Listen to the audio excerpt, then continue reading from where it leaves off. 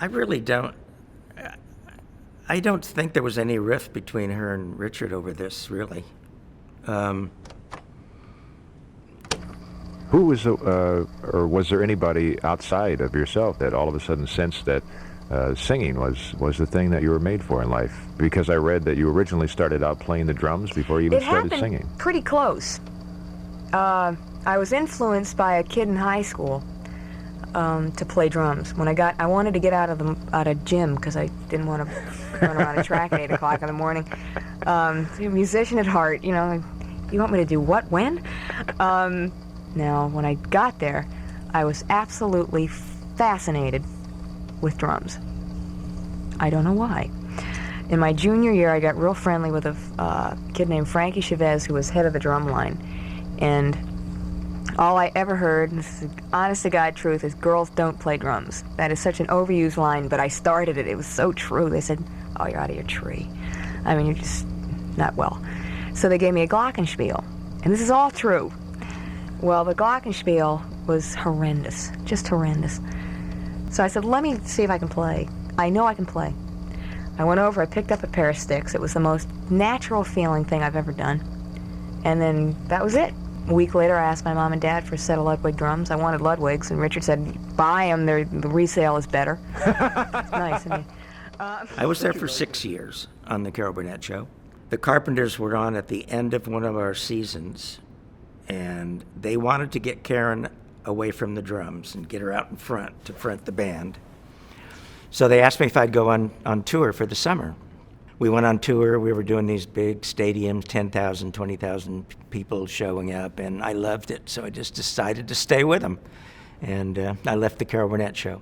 Richard obviously loved his sister, but Richard was definitely in charge of the band. Richard just one day said, why don't you start singing, you know? And she did, and this voice came out, you know. Karen had a problem leaving the drums, but you know, she had the mic right in front of her. She didn't have to do anything except play and sing. And when she got out in front, it was a whole different thing. And for the first year, Karen and I would play everything in tandem. Crash, crash, you know. So we would do everything exactly the way it was on the record. But then slowly she got out in front, and I did most of the drumming at the end. That's another, I think, thing we think about. You said girls don't play drums, but to sing and play drums at the same time is even a little more difficult. It was the most comfortable thing. And I played the entire show we were out on the road for 2 years before Richard finally said, you got to get up. You know, I mean, because we had 5 gold records, 4 or 5 gold. I think we were already into either For All We Know.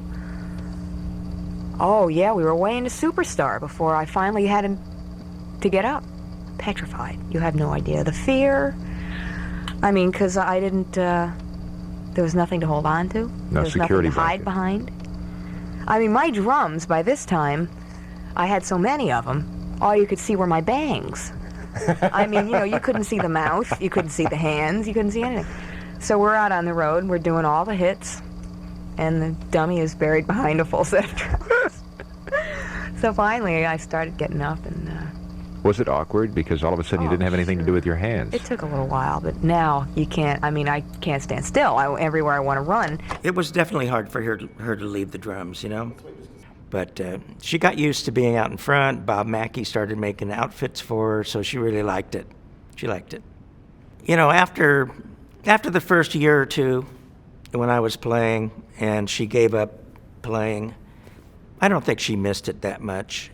I think she loved the drum number so she could, you know, showcase her talent and play, and it was a big deal.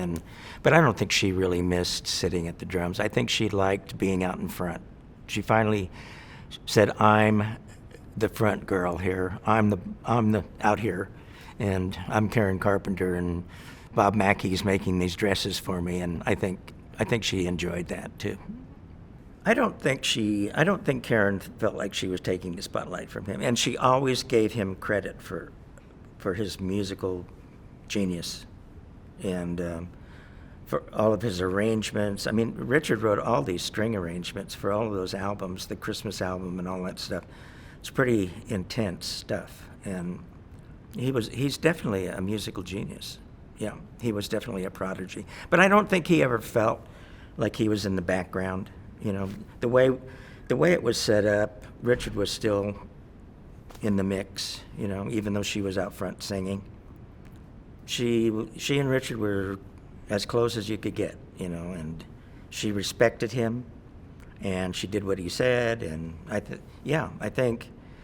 think it was very important to her to please him. But I don't think there was any competition between the two of them in any way. And Richard, he liked being in the studio. He liked writing. He liked, you know, as far as working in Las Vegas, he didn't really care much about that. He wanted to be in the studio. If he could be in the studio 24 hours a day, that's where he wanted to be, yeah. Now we have incorporated into the show an entire 7 or 8 minute, just a drum spectacular. It's just drums. I don't sing a note.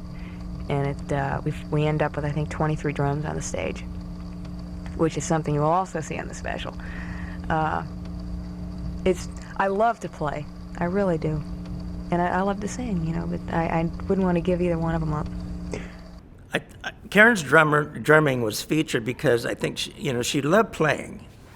So this was a way to have a number where she is featured, and I was featured, and Richard was featured, and it was a big production number where she was playing all kinds of drums and cowbells and all kinds of stuff, and then she'd go to the set and play, and I would do stuff, and she would do stuff, and it was a big deal. It was, you know, a 5-6 minute number, and it gave her the opportunity to really play.